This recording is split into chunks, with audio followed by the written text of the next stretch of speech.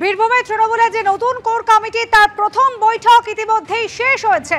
বীরভূমে তৃণমূলের কোর কমিটির বৈঠকে ছিলেন অনুব্রত মণ্ডল, কাজল শেখ সহ 9 জন সদস্য। আর অনুব্রত মণ্ডলের যে ঘোষিত কর্মসূচি, সেই কর্মসূচির অনুমোদন দিয়েছে এই নতুন কোর কমিটি। কোর কমিটির বৈঠকের ছবি রেখেছে আপনাদের সামনে। সকাল 11:30 নাগাদ বৈঠক শুরু হয়। জল্পনা ছিল অনুব্রত মণ্ডল, যিনি আর জেলা সভাপতি পদে নেই, যাকে শুধুমাত্র কোর কমিটির সদস্য হিসেবে মনোনীত করা হয়েছে, সেই অনুব্রত মণ্ডল যোগ দেবেন কিনা। কিন্তু ঠিক বৈঠক শুরুর কিছুক্ষণ আগে অনুব্রত মণ্ডল আসেন জেলা তৃণমূল পার্টি অফিসে এবং বৈঠকে যোগ দেন। 25, 26 এবং 27 মে 3টি মহকুমায় অনুব্রত মণ্ডলের যে কর্মসূচি, সেই কর্মসূচিতে অনুমোদন মিলেছে এই কোর কমিটির বৈঠকের পর।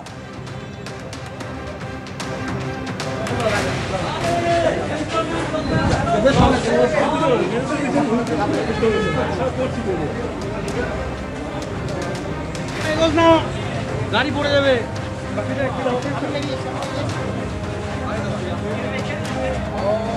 ভাস্কর মুখোপাধ্যায় আমাদের প্রতিনিধি রয়েছেন আমাদের সঙ্গে টেলিফোন লাইনে। ভাস্কর, অনুব্রত মণ্ডল সহ কোর কমিটির 9 জন সদস্যই আজ এই বৈঠকে ছিলেন। কি কি সিদ্ধান্ত হলো বৈঠকে? দেখো, বৈঠকের সব থেকে গুরুত্বপূর্ণ বিষয় হচ্ছে যে বৈঠক চলাকালীনই দলনেত্রী মমতা বন্দ্যোপাধ্যায় অনুব্রত মণ্ডলকে ফোন করেন এবং অনুব্রত মণ্ডল যেটা জানিয়েছেন যে দলনেত্রী তাকে নির্দেশ দিয়েছেন তার যে ঘোষিত কর্মসূচি ছিল, অর্থাৎ 25, 26 এবং 27 তারিখে রামপুরহাট, বোলপুর এবং সিউড়ি মহকুমায় যে বিশাল মিছিল করার কথা ছিল এবং অনুব্রত মণ্ডল যেটা জানিয়েছিলেন যে প্রায় 1.5 লক্ষ লোক নিয়ে প্রতিটি মহকুমাতে মিছিল হবে, সেই মিছিলে অনুমোদন দিয়েছেন দলনেত্রী এবং তাকে বলেছেন যে তোমার যে কর্মসূচি তুমি সেটা করে যাও।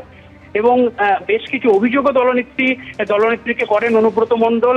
কোর কমিটির মধ্যেই তিনি বলেন যে তুমি কোনো কথায় বিশ্বাস করবে না, তুমি তোমার নিজের যারা লোকজন রয়েছে তাদেরকে দিয়ে পুরো বিষয়টি তুমি খতিয়ে দেখো, তারপরে তুমি কোনো বিষয়ে সিদ্ধান্ত নেবে।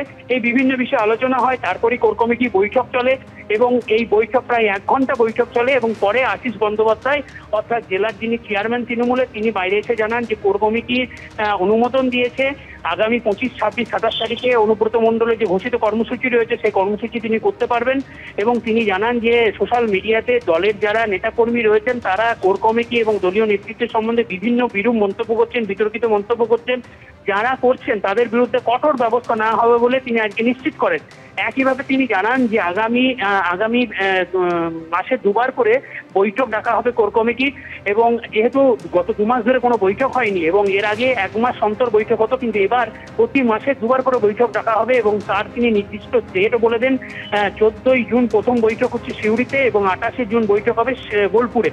পরে অনুব্রত মণ্ডলকে যখন আমরা ধরি তখন তিনি জানিয়েছেন যে বৈঠক হয়েছে, বৈঠক খুব সফলভাবে হয়েছে, কিন্তু তিনি ক্যামেরার সামনে কিছু বলতে অস্বীকার করেন এবং অন্যদিকে কাজল শেখ তিনি জানিয়েছেন যে তিনি খুশি যেভাবে বৈঠক হয়েছে এবং তিনি এটাও জানিয়েছেন যে প্রতি মাসে তিনি যেটা চেয়েছিলেন প্রতি মাসে 2বার করে বৈঠক হবে কোর কমিটির, সেটা মান্যতা দিয়েছে কোর কমিটি। কিন্তু আজকে যেটা দেখার বিষয় সেটা হচ্ছে বীরভূমে থাকলেও কোর কমিটির বৈঠকে উপস্থিত ছিলেন না মন্ত্রী চন্দ্রনাথ সিনহা এবং বৈঠক শুরু হওয়ার 10 মিনিটের মধ্যেই তৃণমূলের জেলা সাধারণ সম্পাদক সুদীপ্ত ঘোষ তিনি বেরিয়ে যান। এক্ষেত্রে প্রশ্ন করলে আশিস বন্দ্যোপাধ্যায় জানান যে মন্ত্রীর আগে থেকে একটা কর্মসূচি ছিল ইলামবাজারে, সেই কর্মসূচিতে তিনি যোগ দিয়েছেন।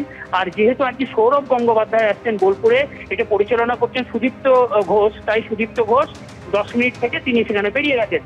এবং এই যে কাজল কেষ্টর যে দ্বন্দ্ব, সেই দ্বন্দ্ব নিয়ে প্রশ্ন করা হলে আশিস বন্দ্যোপাধ্যায় জানান যে সেই দ্বন্দ্ব কিন্তু আর নেই, কারণ তিনি একটা কথা বলেন যে এটা দেখুন আমরা এই দ্বন্দ্বটা কিন্তু কিছু মানুষ এটা ক্রিয়েট করছে, মিডিয়া কিছু অংশ ক্রিয়েট করছে, সোশ্যাল মিডিয়া ক্রিয়েট করছে, কিন্তু সেই দ্বন্দ্ব নেই। আর যদি দ্বন্দ্ব কোনো কিছু থাকে সেই দ্বন্দ্ব কিন্তু মিটে যাবে, যেহেতু আমি পুরো দায়িত্বে এই মুহূর্তে রয়েছি কোর কমিটি, আমি এই দ্বন্দ্ব মিটিয়ে ফেলবো। ধন্যবাদ ভাস্কর।